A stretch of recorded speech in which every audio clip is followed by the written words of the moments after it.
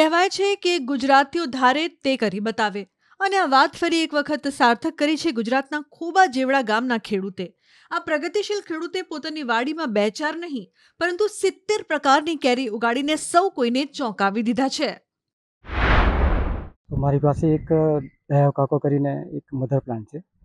એના પર ટોટલ મેં 80 જેટલી વેરાયટીઓ ગ્રાફ્ટિંગ કરેલી, પરંતુ એમાંથી 70 જેટલી સક્સેસ ગયેલી અને પવન અને વાવાઝોડામાં 8-9 જેટલીને નુકસાન થયેલું. એટલે અત્યારે તો હાલમાં આપણી પાસે 60 to 62 જેટલી ગ્રાફ્ટિંગ સફળ થયેલું છે અને એમાંથી 30-40 જેટલી વેરાયટીઓ પાસે આપણે ફ્લાવરિંગ પણ આવેલું અને ફ્રૂટિંગ પણ આવેલું છે. એ તો તમે અત્યારે પણ જોઈ શકો છો.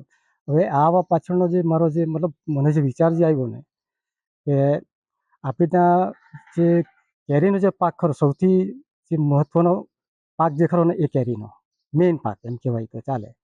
એમાં મોટે ભાગે હાફૂસ, સેકન્ડ નંબરમાં જોઈએ તો કેસર, અને પછી લોકોએ દશેરીનું પ્લાન્ટેશન કર્યું અને ત્યારબાદ રાજાપુરી છે, ટોટાપુરી છે, લંગડો છે, એ થોડા થોડા એમની ક્વોન્ટિટી થોડી ઓછી હોય. તો હું મારા અનુભવ પ્રમાણે હું જોઉં ને તો છેલ્લા 10 વર્ષથી વાતાવરણમાં એવો પલટો આવ્યો કે તમે એને ગ્લોબલ વોર્મિંગ કહો કે જે કહો, પરંતુ એની સામે એમાં મુખ્ય કરીને હાફૂસ, એમાં એમનું ફ્રૂટનું સેટિંગ બરાબર નથી થતું. એટલે આપણે જે કહીએ ને કે ફલીકરણ એમ. અને એટલે મને એવો વિચાર આવ્યો કે કંઈક બહારની પણ સારી સારી વેરાયટીઓ છે. થાઈલેન્ડની છે, અમેરિકાની છે, જાપાનની છે, ઓસ્ટ્રેલિયાની છે. તો મને એવો વિચાર આવ્યો કે લાવો ને હું આપણા અહીંયા ભારતની ઇન્ડિયાની વાત કરીએ તો એમાં પણ ઉત્તર પ્રદેશ, લખનઉ, દિલ્હી એક ઇન્સ્ટિટ્યૂટ છે, એમની પણ અમુક વેરાયટી એ લોકોએ ડેવલપ કરેલી છે. તો મને એવો વિચાર આવ્યો એટલે હું મારો જે એક આ મધર પ્લાન્ટ છે એના પર એ બધી જ વેરાયટીઓનું ગ્રાફ્ટિંગ કરી ફ્રૂટિંગ લઉં અને આ હવામાનની સામે એ કેવી રીતના ટકી શકે. ફક્ત ટકવાનો જ પ્રશ્ન નથી, એનું ટેસ્ટ, કેરીનું સેટિંગ કેવું હોય, એ રીતે મેં ગ્રાફ્ટિંગ કર્યું અને સફળ પણ થયો છું. હવે હજી એને મેં ટેસ્ટ નથી કર્યો. ને બીજી એક વસ્તુ કે આપણે એક ઝાડ પરથી આપણે એક જ કેરીનો ટેસ્ટ લઈ શકીએ.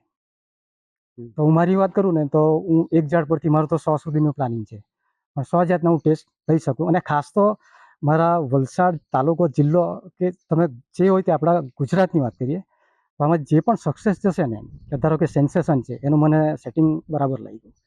અને થાઈલેન્ડની નામ ડોકમાઈ છે, થાઈલેન્ડની બનાના છે, થાઈલેન્ડની રેડ આઇવોરી છે. એમનું મને કેરીનું સેટિંગ તો બરાબર લાગ્યું ફ્રૂટનું, પણ તેનો ટેસ્ટ કેવો છે. તો આ એકચ્યુઅલી અત્યાર સુધી તો હું સફળ થયો છું, પણ હું લોકોને એ સલાહ, મારા ખેડૂત ભાઈઓને, કે ભાઈ આનું પ્લાન્ટેશન તમે કરો કે આમાં કંઈક તમને સારી ઉપજ મળે. અને બસ મારો હેતુ આ જ હતો. વલસાડ જિલ્લો મુખ્યત્વે આફૂસ કેરી અને કેસર કેરી માટે જાણીતો છે. વલસાડની જગવિખ્યાત આફૂસ કેરીએ દેશ વિદેશના રસિયાઓને તેના સ્વાદનું ઘેલું લગાડ્યું છે.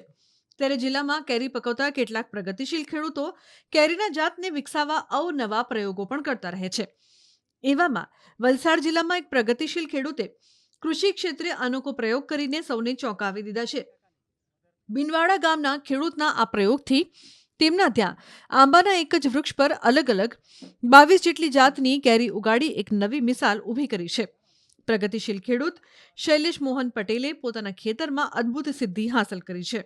તેમણે આશરે 12 ફૂટ ઊંચા એક જ આંબાના વૃક્ષ પર 80 જેટલી જુદી જુદી કેરીની જાતનું ગ્રાફ્ટિંગ કર્યું છે.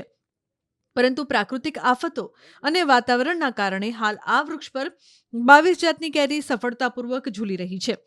આમ એક જ વૃક્ષ પર કેરીની અનેક જાતો ઉગાડવાનો આ પ્રયોગ જિલ્લાભરમાં ચર્ચાનો વિષય બન્યો છે. મારી 35 વીઘાની છે વાડી, ને મારા ઝાડ કદાચ 1500ની આજુબાજુ છે, નાના મોટા કરીને. આ વાટામાં આપણો કેસર અને હાફૂસ અમારો મેઇન છે કેરીનો પાક. પણ તેમાં નુકસાન એટલે સેટિંગ બહુ ઓછું થાય છે. દર વર્ષે 10 વર્ષથી પ્રોડક્શન ઘટતું જાય છે. એટલા માટે અમને વિચાર આવ્યો કે કંઈ નવું કરીએ. એટલે અમે બે ભાઈઓ જોડે વિચાર્યું કે કંઈ બહારની કોઈ આપણે સારી વેરાયટી લાવીએ અને અહીં આપણા વાતાવરણમાં ટકી શકે, એ માટે કંઈ નવું પ્લાન્ટેશન કરીએ. અગર જે આમાં આપણા વાતાવરણ સામે ટકી રહેશે, જે અમે બહારની જે વેરાયટી અહીંયા ગ્રાફ્ટિંગ કરી છે, તો જે ટકી રહેશે એને અમે ડેવલપ કરી બધા ખેડૂતોને મદદ બોલી કહીશું કે કંઈ આનું વાવેતર કરો તો આપણને એનો ફાયદો રહેશે. અમે એક ઝાડ પર અલગ અલગ 60 થી 70 પ્રકારની કેરીનું પ્લાન્ટેશન કર્યું છે અને એમાંથી 21 અલગ અલગ પ્રકારની કેરી તો હાલમાં આવી છે. તો એ જોઈને ઘણું આશ્ચર્ય થયું કે આપણે અહીંયા પણ આ વિદેશની કેરીનું ઉગાડી શકાય. જનરલી આપણા વલસાડમાં જે રનિંગ છે હાફૂસ, કેસર, રંગલો છે, રાજાપુરી છે, એ સિવાય બીજી કોઈ માર્કેટમાં હાલમાં કેરી છે નહીં. તો એમનો આ પ્રયોગ જોઈને ઘણો આનંદ થયો અને એમના પરથી મેં આ વિશે માહિતી બી લીધી કે એને કેવી રીતે ઇમ્પ્લિમેન્ટેશન આપણી વાડીમાં કરી શકાય. અને એમના પર જો એટમોસ્ફિયરની અસર આ વર્ષે પણ કેરીની ઉપજ ઓછી છે તો બી એમની 21 પ્રકારની કેરી જે દેશ વિદેશમાં સક્સેસ છે તે એમણે અહીંયા લીધી છે. તો મે બી આવતા વર્ષોમાં આપણે પણ એ રીતની ઉપજ અહીંયા લઈ શકીશું.